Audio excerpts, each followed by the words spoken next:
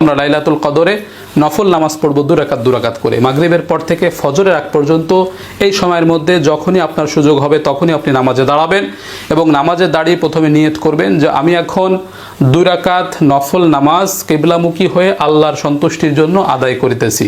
এতটুকু কথা অন্তরে সংকল্প থাকলে নিয়ত হিসেবে যথেষ্ট হবে, আর কোনো অতিরিক্ত শব্দ যোগ করতে হবে না।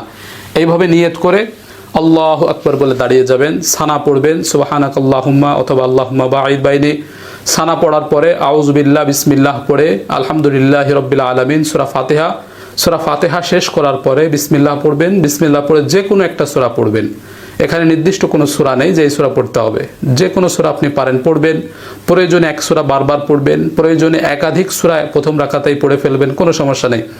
এভাবে সূরা পড়ার পরে আল্লাহু আকবার বলে রুকুতে চলে যাব, সামি আল্লাহু লিমান হামিদা বলে রুকু থেকে উঠবো, স্বাভাবিক নিয়মে আবার সেজদা করব, আল্লাহু আকবার বলে 2 সেজদা করব, আল্লাহু আকবার বলে দাঁড়িয়ে গিয়ে দ্বিতীয় রাকাত শুরু করব। শুরুতে আমরা বিসমিল্লাহ পড়ব, বিসমিল্লাহির রহমানির রহিম পড়ে সূরা ফাতিহা পড়ব আলহামদুলিল্লাহি রাব্বিল আলামিন। সূরা ফাতিহা শেষ করার পর আবার বিসমিল্লাহ পড়ে যে কোনো একটা সূরা পড়ব, একাধিক সূরাও পড়তে পারি বা এক সূরা বারবারও পড়তে পারি। এভাবে সূরা পড়ে আবার আমরা আল্লাহু আকবার বলে রুকুতে চলে যাব, এরপরে সেজদা করব, 2 সেজদা করে বৈঠকে বসে যাব, তাশাহুদ পড়ব আত্তাহিয়াতু লিল্লাহি, এরপরে দুরূদ শরীফ পড়ব, এরপরে দোয়া মাসুরা পড়ব, এরপরে সালাম ফিরাবো, আসসালামু আলাইকুম ওয়া রাহমাতুল্লাহ, আসসালামু আলাইকুম ওয়া রাহমাতুল্লাহ।